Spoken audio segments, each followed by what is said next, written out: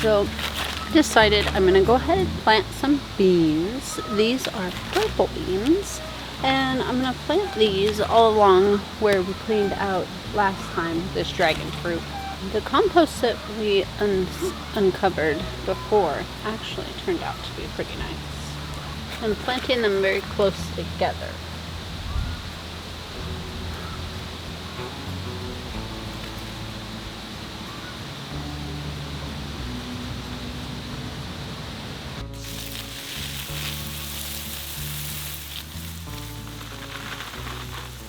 I got this fertilizer yesterday, all-purpose garden fertilizer, all natural, down to earth, all natural fertilizer, 462. Don't see, it doesn't say organic, but I'm not sure that it needs to, honestly, because of what it's made out of. I'm not sure that they could put any kind of chemicals on there to make it any better. So nitrogen, phosphate, potash, calcium, magnesium, and sulfur. So I'm going to figure out how much of this I need, and I'm going to generally spread it over all of these beds over here just to give them a little boost. This says apply 2 to 2.5 pounds per 100 square feet. I don't know how to math that. I'm going to go ahead and spread some of this around and just make sure not to go overboard so I don't burn anything. I'm really looking just to feed the soil. That's what I'm after today. It just started raining. But I can see the cloud lines, so I think it's going to stop soon. So I'll just give it a few minutes.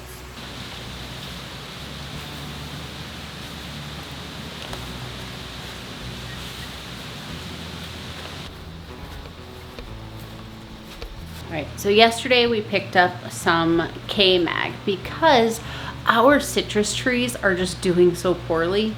So I went into the garden supply store and asked for K-Mag because that's what I was instructed to do to make our fruit more juicy. We have very, very large lemons and limes, but their rinds are so thick. It is ridiculous. And inside, they just are not juicy. So I went into the store, I told the gentleman what I wanted to do, and he said I need to use dolomite. Dolomite is a source of calcium for the trees, and then that will later help them to be able to absorb nutrients from the soil. So I grabbed some of that, and he said in 2 weeks after I apply the dolomite, then I can apply the K-Mag. So we're gonna head on up there and do that, but it's raining, so you have to stay here. I don't want you to get wet.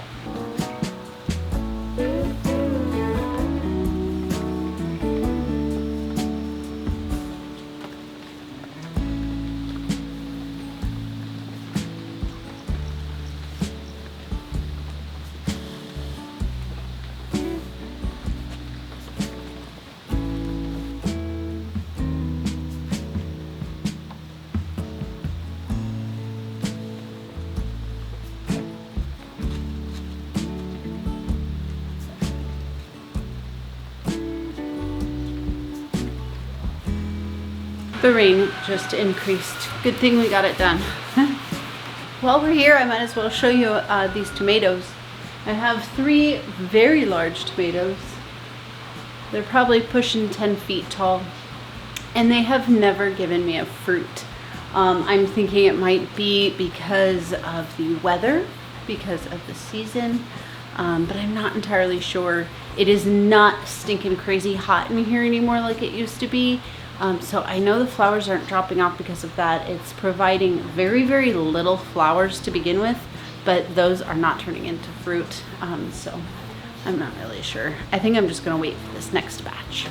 This is my next batch. I'm really stoked about it. I have 5 purple rain, which is the one that we've had luck with up here in the past.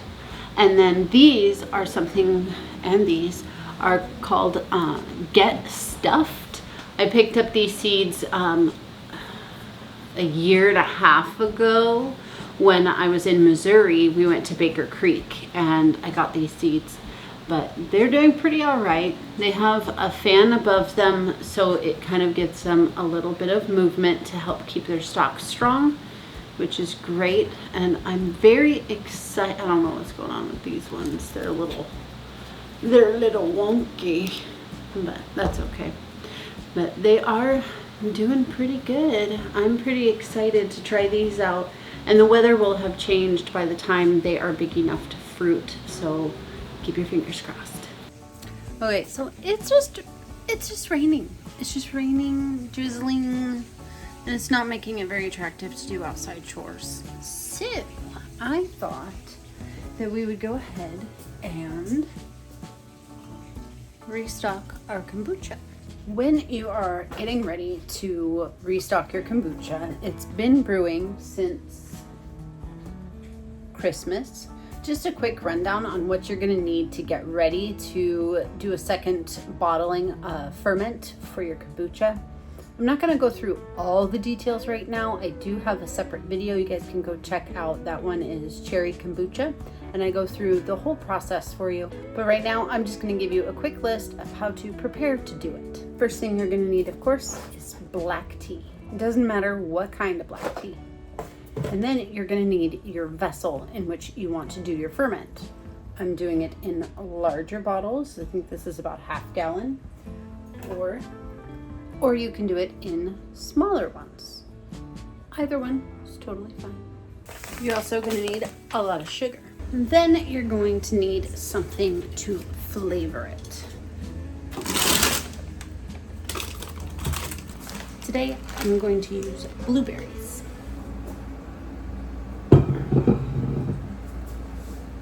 And of course, your Scoopy.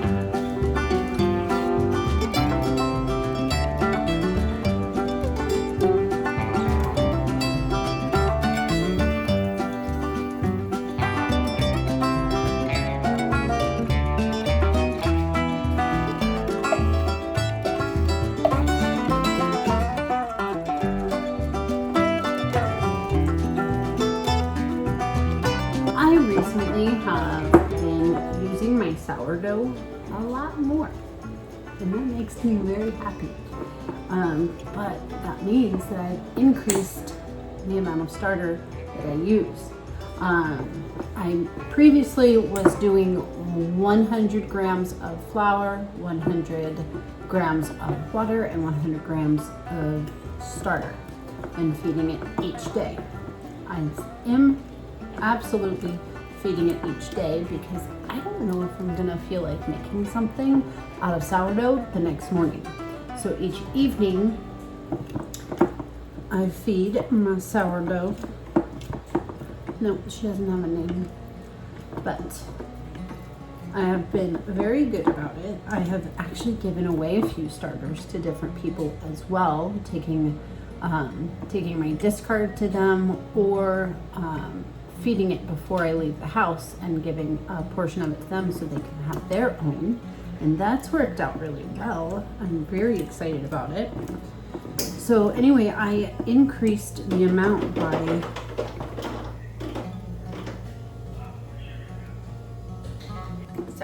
brief interruption. Anyways, I am now feeding 200, 200, 200. So it's still a 1-1-1 ratio, but I just increased the volume so that I always have a cup or two that I can use and still have enough to feed it for the next day. And the other thing that I have realized about this is with the increased volume, it is more active for a longer period of time. So when I get up in the morning, which is pretty darn early, I must say, it's right hugely productively active. So if I decide at some weird time, like at 5 in the morning, that I want to start a loaf of bread, I totally have that option. And that's worked out a few times. Bread, cinnamon rolls, a couple different things, and it's worked out really, really great. Since the last time we were up here, I have since then sold our chicks, which is really great. And I have another batch in the incubator. It's actually proving to be quite a nice little adventure to just kind of keep that going. I mean, face it. $5 a dozen or $8 each egg turned into a chick. And hatching chicks isn't much work at all. It's really not. I mean, once you have the incubator, and as long as you have the electricity available, all you really need is 5 to 10 pounds of feed and a buyer. My friend made this because my handle broke. So he made me handles.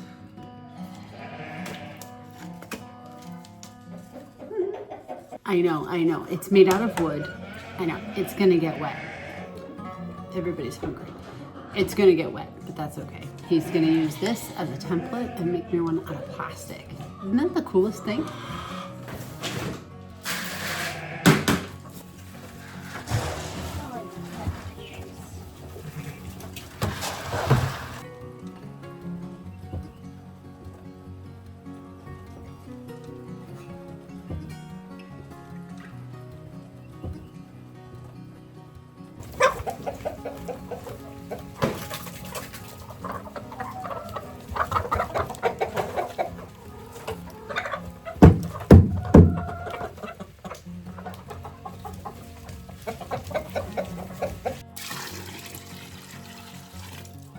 Thank you so much for joining me today on the Hamakua Homestead. I'll see you again soon.